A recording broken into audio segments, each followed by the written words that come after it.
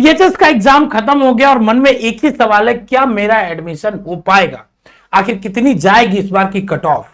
तो देखो, इसी सवाल का जवाब देने के लिए मैं इस वीडियो में आया हूं। नमस्कार, मेरा नाम है आशुतोष राय और आप सभी का फिर से स्वागत है स्कूल शिक्षा पे।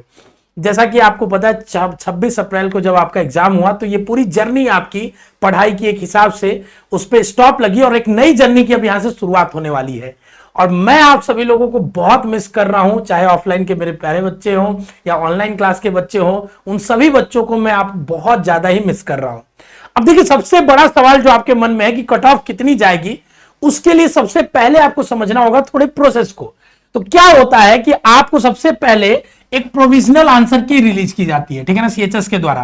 प्रोविजनल आंसर की में क्या होता है कि आपको एक आंसर की, जैसे हमने रिलीज किया सेट वाइज, वैसे ही सीएचएस भी रिलीज करती है। उससे आप अपने ओएमआर जो रिस्पॉन्स शीट मिला होगा उससे मैच करके देख सकते हो, ठीक है। उसके अलावा दूसरी चीज, अगर उसके बाद क्या होती है कि अब इस आंसर की में हो सकता है कुछ गलत भी दे, टाइपिंग मिस्टेक हो सकता है, तो इसलिए क्या करते हैं कि इसकी चेकिंग करने के लिए आपको दोबारा क्लेम करने का मौका मिलता है कि एक बार आंसर किया ही, ठीक है ना, प्रोविजनल आंसर की आपने चेक किया, कुछ क्वेश्चन गलत लगे तो आप क्लेम कर सकते हो। फिर उसके बाद फाइनल आंसर की आती है, फिर रिजल्ट आता है। और अगर आप इस बार की ऑफिशियल बुलेटिन देखोगे तो ध्यान से समझना, एक एक चीज मैं आपको दिखा के समझा रहा हूं इसीलिए कि आपका 4 मई को प्रोविजनल आंसर किया जाएगा ऑफिशियली, तो आप उससे मैच करके अपना आंसर चेक कर सकते हो। जैसे हमने आंसर की दिया है, तीनों सेट का हमने रिलीज कर दिया, 9th के लिए, 11th के लिए, सारे 11th मैथ्स, बायो, आर्ट सबके लिए कर दिया है, ठीक है ना। वैसे ही फिर आपका जो रिजल्ट होगा 2nd वीक ऑफ जून में आएगा। तो आपको एग्जैक्ट तो आपका marks 2nd week of June में पता चलेगा, लेकिन उससे पहले एक आपको आइडिया लग जाएगा कि आपका एडमिशन होने वाला है या नहीं होने वाला है। इसके लिए देखिए कई चीजों को आपको समझना पड़ेगा। सबसे पहली बात, जो लास्ट ईयर का अगर मैं आपको कट ऑफ बताऊं तो देखो 9th का लेके एग्जांपल दिखा रहा हूं, ठीक है ना। जैसे यहां पे देखो सारे कैटेगरी का कट ऑफ है और ऐसे ही देखो यहां पे क्या है, ये 2025 का है, मतलब पिछले साल का कट ऑफ है, और ये कितना है 2024 का, 23 का है, ठीक है ना। बट अब ये एक चीज समझने वाली आपको बहुत इंपॉर्टेंट चीज है कि पिछले साल के कट ऑफ को देख के इस साल आइडिया नहीं लगा सकते कितने में एडमिशन हो जाएगा, क्योंकि जो कट ऑफ होता है, पहली बात तो ये जो कट ऑफ आती है ये कॉलिंग कट ऑफ होती है।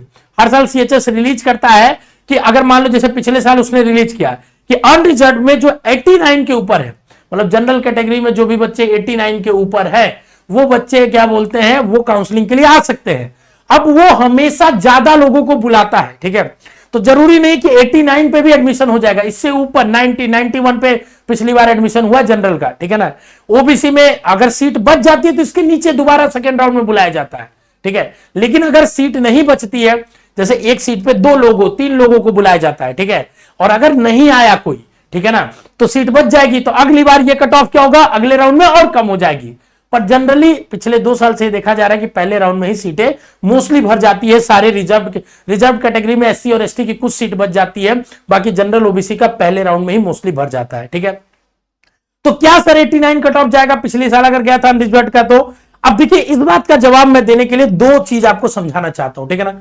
देखो, फैक्चुअली समझो बात को, ठीक है, बैल बुद्धियों की तरह नहीं सुनो किसी भी बात को, किसी चीज के पीछे नहीं भागना, अपना विवेक स्वयं का यूज करना है ना, समझ रहे हो। तो अब देखो, किसी भी पेपर का कट ऑफ 3 फैक्टर में बहुत ज्यादा इंपॉर्टेंट है, ठीक है, 3 फैक्टर पे डिपेंड करता है। पहली चीज, पेपर का लेवल क्या था। अगर पेपर का लेवल पिछले साल के बराबर ही था, इसका मतलब उसकी डिफिकल्टी जो थी, जो पिछले साल आ रही थी वो इस साल भी थी।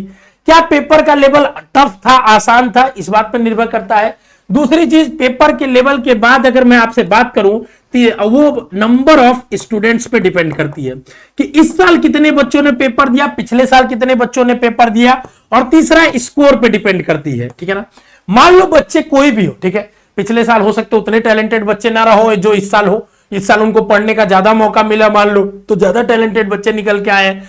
तो ये सारे फैक्टर्स पे डिपेंड करती है, जरूरी नहीं है। जैसे देखो, अगर तुम्हें मैं दिखाऊं, अगर तुम देखना चाहोगे, यहां पे ध्यान से सुनना, तो देखो यहां पे 2025 में जो 89 पे कॉलिंग हुई थी, वहीं पे आप देखोगे तो अनरिजर्व का 231 पे हुआ था। 231 मतलब एक क्वेश्चन का 3 नंबर से डिवीजन कर दिया गया था, 3 नंबर एक क्वेश्चन के लिए दिया गया था, तो 77 नंबर पे कॉलिंग हुई थी।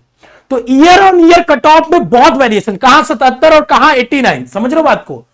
तो इस चीज को समझने की जरूरत है कि पिछले साल के कट ऑफ को नहीं फॉलो करना है। अगर कोई भी बताता है तो ठीक है ना, उससे कोई फर्क नहीं पड़ता। अब क्या करेंगे तो कैसे पता चलेगा? तो देखो, पेपर का लेवल तो हम टीचर्स ने उसको प्रिडिक्ट कर लिया है कि पिछले साल के कंपैरेटिव क्या है। नंबर ऑफ स्टूडेंट्स का भी मोटा मोटी आइडिया हमने लगा लिया है, ठीक है ना। हमारे पास ऑफिशियल डाटा भी हर साल सीएचएस भेजता है, क्योंकि मैं बहुत सारे सोर्सेस से उनसे मांगता हूं, तो वहां पे हमारे पास ही आता है। अब पहले पब्लिक डोमेन में इंफॉर्मेशन देते थे, पेपर वगैरह में निकलता था, बट इस साल नहीं निकला है, बट हमें वो आइडिया मोटा मोटी लग गया है। तीसरा जो चीज है स्कोर, कि आखिर बच्चे कितना परफॉर्म किए हैं, ठीक है ना। ये आइडिया सिर्फ आप बता सकते हो, ठीक है ना, कि सच में आपने कितना स्कोर करा है। और इसके लिए हमने गूगल फॉर्म रिलीज करा है बाबू, ठीक है ना, जो मैंने पहले भी जब बताया था।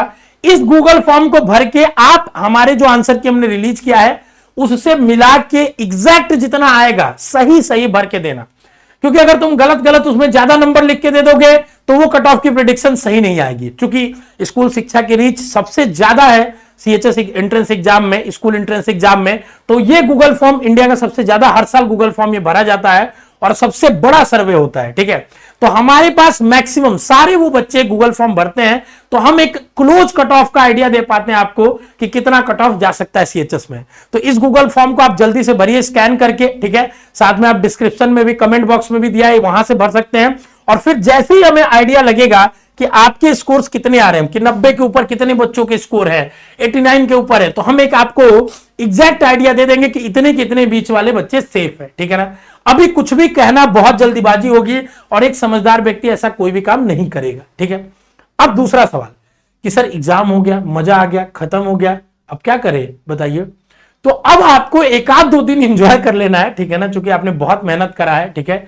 तो एक आध दो दिन मौसी मौसा मामा मामी के घर घूम आइए और उसके बाद 9th की तैयारी के लिए लग जाइए बाबू, ठीक है ना। 9th की तैयारी मतलब 9th में जो आपके स्कूल का बोर्ड है उसके लिए पढ़ना चालू कर दीजिए। बोर्ड मतलब जो आपकी किताबें हैं एनसीईआरटी की, साइंस, सोशल साइंस, ठीक है ना, मैथ, इसकी तैयारी चालू कर दीजिए, क्योंकि इस बार की एनसीईआरटी बदल चुकी है और आपको नई एनसीईआरटी पढ़ने का आदत डालना पड़ेगा। सिलेबस 9th का बदल चुका है और 9th और 10th आपको बहुत इंपॉर्टेंट ध्यान से पढ़ना है, क्योंकि अगर ये आप नहीं पढ़ोगे तो आगे चल के 11th और 12th में बहुत दिक्कत होगी। जो चीज आपको 9th में पढ़ना है डेप्थ लेवल पे 11th में वही पढ़ना होता था, और जो 10th में पढ़ना होता है वही 12th में डेप्थ लेवल में पढ़ना होता था। हम लोग 9th की क्लासेस भी आपको यूट्यूब पे कुछ कुछ चलाएंगे, ठीक है ना। बाकी हमारे फाउंडेशन बैच में हम लोग जल्दी उसके बारे में पूरा ऑफिशियल इंफॉर्मेशन देंगे, वहां पे हम लोग क्लासेस चलाने वाले हैं आपको, तो वहां से आप क्लासेस ज्वाइन करके अपनी पढ़ाई को कंटिन्यू कर सकते हो।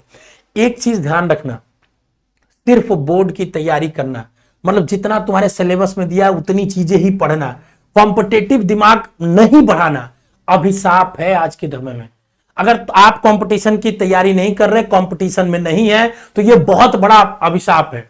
बस आप सिलेबस करिकुलम जितना देख रहे हो, इंडेक्स पढ़ रहे हो, तो इससे काम नहीं चलने वाला। यह सीख तुम्हें इस बार मिली है और इसी सीख को अपने अंदर लेकर तुम्हें 11th का जब सीएचएस का एग्जाम दो, या 11th में कोई भी एंट्रेंस एग्जाम दो, या 12th के बाद दो, तो उस समय तुमको यही चीज अप्लाई करनी है। तो तुमको 2-4 दिन एंजॉय करने के बाद 9th के ऊपर लग जाना है और इतना डिटेल में, इतना डेप्थ में पढ़ना है। कोशिश ये करना है कि 9th खत्म होते होते 9th का सिलेबस तुम 2 बार पढ़ लो, 10th भी शुरुआत कर दो 9th खत्म होने से पहले, समझ रहे हो, तब तुम अपने पढ़ाई के समय में एडवांटेज लोगे। जितना सब कोई कर रहा उतना करोगे तो बाबू काम नहीं चलेगा, उससे तुम्हें ज्यादा करना पड़ेगा। तो ये सारी बातें थी बाबू, बाकी हम आगे और वीडियोस में बात करेंगे। गूगल फॉर्म जरूर भरिएगा, अपने सारे दोस्तों तक शेयर करिएगा, जितने भी आपके व्हाट्सएप ग्रुप होंगे वहां तक इस वीडियो को शेयर करिएगा, जो भी सीएचएस के ग्रुप्स होंगे या स्कूल के आपके ग्रुप्स होंगे, ताकि जो भी बच्चा सीएचएस का एग्जाम दिया है वो इस गूगल फॉर्म को भर के हमें बताए कि कितना मार्क्स पा रहा है, और फिर हम प्रिडिक्ट कर पाए कि कौन बच्चा सेफ जोन में है और कौन बच्चा सेफ जोन में नहीं है, ताकि वो एडमिशन ले पाए किसी न किसी स्कूल में। ठीक है, all the best, love you बच्चों, और आप सभी को बहुत मिस कर रहा हूं मैं। Bye bye.